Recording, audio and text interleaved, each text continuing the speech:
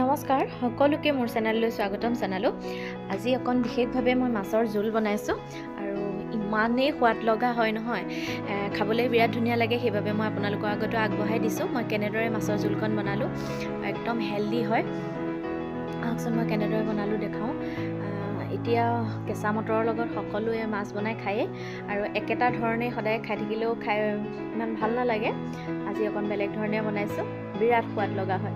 আহক তেতিয়াহ'লে মই কেনেদৰে বনালোঁ আপোনালোকৰ আগত দেখাওঁ। এইখিনি মই কেঁচা মটৰ আৰু বিলাহী লৈ লৈছোঁ।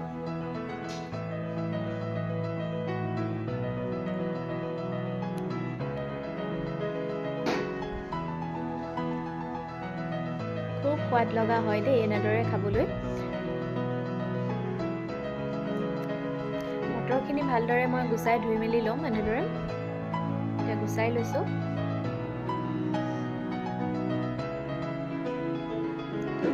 আৰু এতিয়া মই দুটা ডাঙৰ ডাঙৰ বিলাহী লৈছোঁ। এইখিনি সৰু সৰুকৈ মই কাটি লৈছোঁ।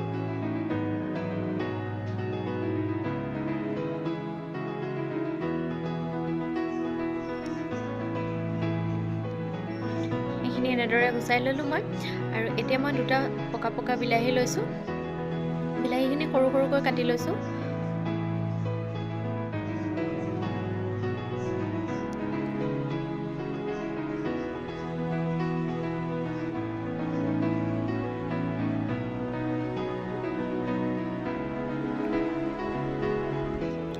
আৰু এইফালে দুটা পিঁয়াজ লৈছোঁ। পিঁয়াজখিনি মই ডাঙৰ ডাঙৰকৈ কাটি লৈছোঁ এনেকৈ।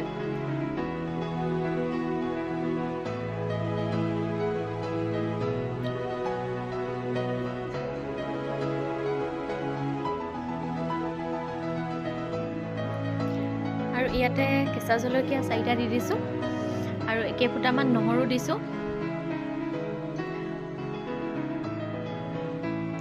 ইয়াতে কেঁচা ধনিয়া ডাঙৰকৈ কাটি থৈছোঁ, এইখিনি মই পিচি ল'ব লাগিব।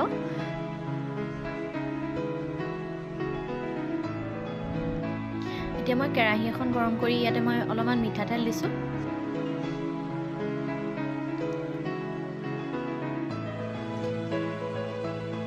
তেলখিনি গৰম হোৱাতে ইয়াতে মই পিঁয়াজ কেইটুকুৰা দি দিছোঁ।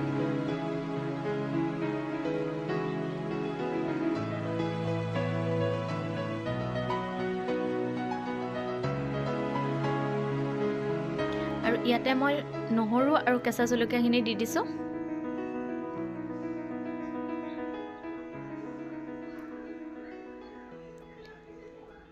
আৰু ইয়াতে মই মটৰখিনিও দি দিছোঁ। এইখিনি মই 5 মিনিটমান সময় ভালদৰে ভাজি ল'ম, সিজাই ল'ম একদম। মটৰৰ যাতে কেঁচা গোন্ধটো নোলায়।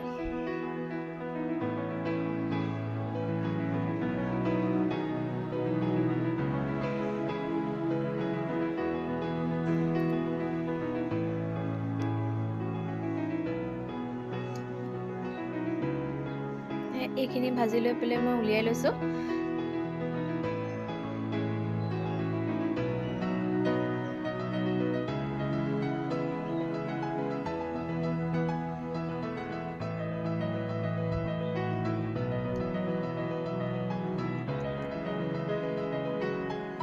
এইখিনি এতিয়া মই ঠাণ্ডা হ'বলৈ দিম। আৰু এতিয়া মিক্সি বাতি এটাতে মই এইখিনি দি ল'ম। পূৰা ঠাণ্ডা কৰি লৈছোঁ এইখিনি।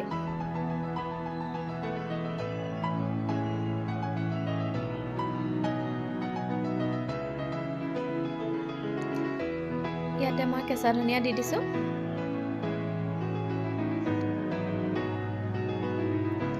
আৰু এতিয়া মই মিক্সি বাতিটোতে পিচি ল'ম এইখিনি। এইখিনি মই এনেদৰে পিচি ল'লোঁ। এতিয়া মই কেৰাহীখনত তেল গৰম কৰি ল'ম।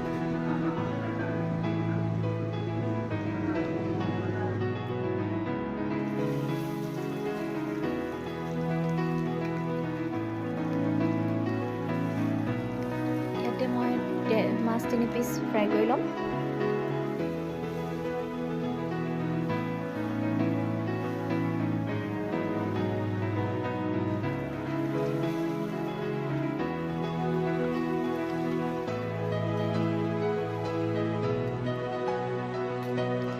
আৰু এই ৰৈ যোৱা তেলখিনিতে মই 2টা শুকান জলকীয়া দিছোঁ, কেইটামান পাঁচফোৰণ দিছোঁ,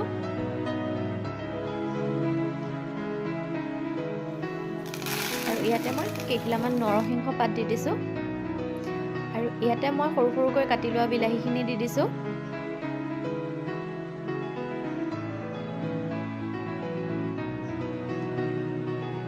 ইয়াতে এতিয়া মই জোখমতে নিমখ আৰু হালধি দি ল'ম।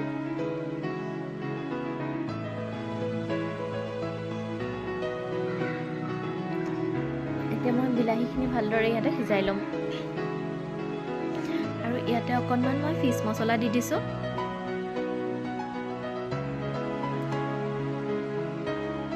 বিলাহীখিনি নিমখ দি দিয়াৰ কাৰণে খুব ধুনীয়াকৈ গলি গ'ল, আৰু এইখিনি এনেদৰে ভাজি লোৱাৰ পাছতে মই ইয়াত পিচি লোৱা মটৰখিনি দি দিলোঁ। ইয়াতে মটৰ আৰু পিঁয়াজ, ধনিয়া এইখিনি দি ল'লোঁ। এইখিনি ডাইৰেক্ট পিচি দিলে কিন্তু খাবলৈ বেয়া হয়, ভাজি ল'ব লাগে। ইয়াতে এটা নতুন সোৱাদ আহি যায় তেতিয়া। এতিয়া মই মিক্সি বাতিটো আখালি ইয়াতে সেইখিনি পানীও দি দিলোঁ।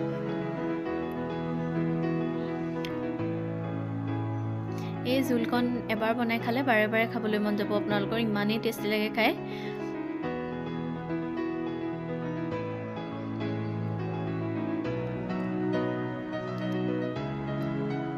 এইখিনি 2-3 মিনিট ভাজি লোৱাৰ পাছতে মই ইয়াত অকণমান পানী এড কৰিছোঁ।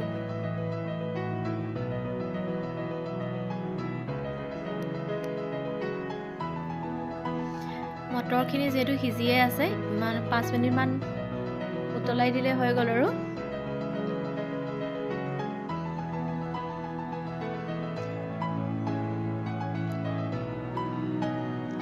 খুব ধুনীয়াকৈ উতলি আৰু এইখিনি মোৰ হৈ আছে।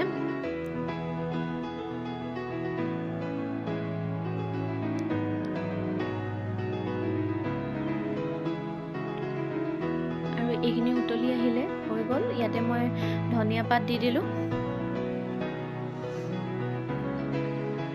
আৰু এতিয়া মই গেছটো অফ কৰি দিলোঁ। এইখিনি মাছৰ জোলখিনি খুব ধুনীয়া হয়, খুব ধুনীয়া হয় এনেদৰে খাবলৈ। আৰু এয়া মোৰ মাছৰ জোলকণ ৰেডি হৈ গ'ল। আজি মোৰ কেঁচা মটৰ আৰু মাছৰ ৰেচিপিটো কেনেকুৱা পালে জনাবলৈ নাপাহৰিব।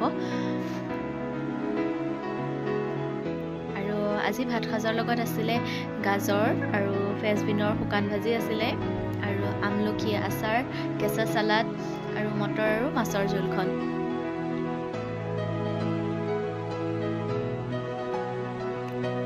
বিৰাটেই সোৱাদ লগা আছিলে। আজিলৈ মোৰ ৰেচিপিটো ইমানেই আছিলে।